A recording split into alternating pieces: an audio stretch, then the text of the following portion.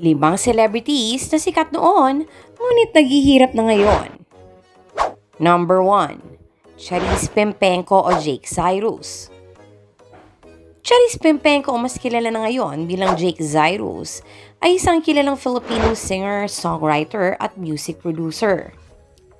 Alam naman natin lahat na naging maganda ang career ni Charis sa pagkanta at sa katunayan, pati mga Hollywood celebrities ay humanga sa galing nito sa pag-awit. Bata pa lamang si Charis ay mahiling na itong sumali sa mga singing contests kagaya ng Little Big Star na sinalihan niya noong taong 2005.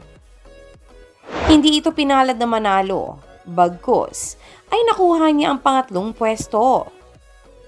Taong 2007 naman, naging internet sensation si Charis nang in-upload ng kanyang mga supporters ang mga performances nito sa YouTube na umani ng 15 million views. Dito nagsimulang makilala si Charis sa buong mundo at nakatanggap ng mga imbitasyon mula sa mga sikat na TV shows sa ibang bansa, kagaya na lang ng Ellen DeGeneres Show at sa The Oprah Winfrey Show, kung saan ito ang naging dahilan para ipakilala ni Oprah Winfrey si Charis kay David Foster na isang sikat na music producer sa Hollywood.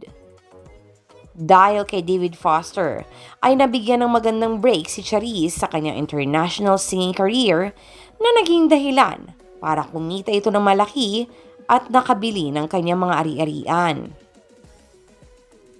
Taong 2014, nagbago ng anyo si Charis. Nagladlad ito bilang isang lesbian na may boyish look at nagkaroon ng maraming tattoo. Taong 2017 naman nang tuluyan niyang pinalitan ang pangalan niya at naging Jake Cyrus na. Ayon sa isang panayam sa lola ni Jake Cyrus na si Lola Tess, dahil sa ginawang pagbabago ng anyo ng kanyang apo, ay nawala na ito ng mga shows at ang mga ari-arian na naipundar nito ay unti-unti nang naubos. Number 2. John Wayne Sase. Si John Wayne ay isang Filipino actor at dancer. Lumaki si John sa kanyang mga lolo at lola dahil ang pamilya nito ay sa Amerika na nakatira.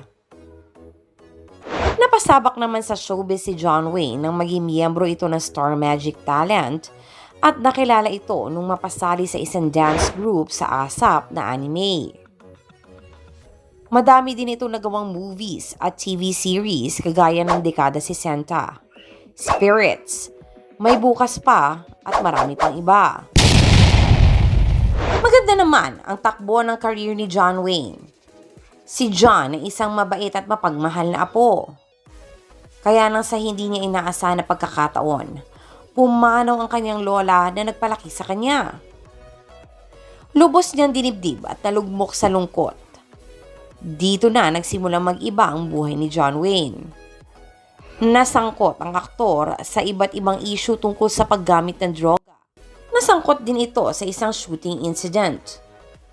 Dahil sa mga pagsubok na pinagdaanan nito, ay tumamlay ang kanyang showbiz career at unti-unting nawala ng mga shows na pinagkakakitaan. Napilitan itong pasukin ng iba't ibang uri ng trabaho para magkapera, kagaya ng cake, delivery boy, bantay ng internet cafe, at iba pa. Gayon ay unti-unti nang inaayos ni John ang kanyang buhay. Hiling niya na sana'y mabigyan siyang muli ng pagkakataong makabalik sa showbiz. Number 3. Bibi Gandang Hari. Si Bibi Gandang Hari ay isang artista, modelo, entertainer at director. Kapatid ito ng sikat na aktor na si Robin Padilla. Ang tunay na pangalan nito ay Rustom Carino Padilla. Unang pumasok si Bibi bilang isang matinee idol dahil sa angkin nitong kagwapuhan. Hindi naglaon ay sumabak naman ito bilang isang action star dahil na din sa impluwensya ng sikat na kapatid nitong si Robin. Ang ilan sa mga sikat na pelikula ni Bibi bilang Rustom Padilla ay ang Bilib Ako Sa'yo noong 1999 at Yamashita, The Tiger's Treasure taong 2001. Taong Taong 2006 naman nang napasama ito sa sikat na reality show na Pinoy Big Brother Celebrity Edition. Dito ay ginulantang niya ang taong bayan nung umamin at maglantad na isa siyang gay sa kaibigan nitong si Keanu Reeves. Taong 2016 nang magparehistro ito sa pangalan na Bibi Gandang Hari at nagpalit din ng kasarian sa pagiging babae sa Orange County Courthouse sa California, Amerika. Nakipagsapalaran din ito sa Amerika para sa pangarap niyang makapasok sa Hollywood, ngunit dahil sa tindi ng kompetisyon sa mga international actors ay hindi din ito pinalad. Kung noon ay laging laman ng balita si Bibi Gandang Hari dahil sa ginawa nitong paglantad at pagbabago ng anyo, ngayon ay hindi na alam ng publiko kung ano na ang nangyari sa kanya dahil wala na din itong mga shows dito sa bansa. Ayon sa kapatid nitong si Robin Padilla, ay nagtatrabaho ngayon si Bibi Gandang Hari bilang isang Uber driver sa Amerika. Number 4. Mystica. Sumikat at nakilala si Mystica dahil sa galing nito sa pagsasayaw at pag-arte. Tinagurian din siyang rock diva of the Philippines at split queen of the 90s dahil sa signature move nito na pag-split sa kanyang pagsasayaw. Ilan sa kanyang mga pelikula ay ang The Oragons noong 2002 at Tipo taong 2009. Naging maganda ang buhay nito dahil sa matagumpay na showbiz career. Sa kasamaang palad, tumamlay bigla ang kanyang career at unti-unting nawalan ng mga shows. Naubos sa mga naipundar na ari-arian at naipong pera. Nanawagan ito ngayon sa mga sikat artista kagaya ni Coco Martin para mapasama sa show nitong Ang Probinsyano. Namataan din si Mystica na nagtitinda na lamang ng mga lutong ulam at pritong manok sa isang maliit na tindahan.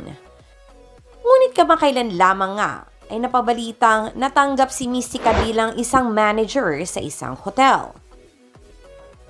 Number 5. John Regala. Si John Regala ay isang kilalang aktor sa Pilipinas dahil sa natural na galing nito bilang kontrabida sa mga pelikula. Nagsimula siya sa pa-extra-extra lang sa pelikula. Noong 1986, nabigyan ito ng break na papasama sa sikat na variety show na That's Entertainment. Dito, nagsimula ang kanyang career bilang kontrabida sa mga sikat na pelikula tulad ng Wanted Pamilya Banal ni FPJ, The Maggie de la Riva Story ni Don Zulueta, at The Visconde Massacre ni Chris Aquino. Ngunit maraming mga palabas ang nagsulputan sa bansa kaya humina ang mga action films. Unti-unti ring humina ang career ni John Regala hanggang sa mawala na ito ng mga palabas. Nalulung din dati si John Regala sa droga, kaya ito na-rehab. Naisa na niya noon na makabalik sa showbiz kaya naman nanawagan ito sa isang interview para sa mga dating nakatrabaho nito sa GMA7 at ABS-CBN, partikular na kay Coco Martin upang mabigyan ito ng pangalawang pagkakataon at mapasama sa teleserye na to. Ngunit sa kasamaang palad, si John Regala ay sumakabilang buhay na.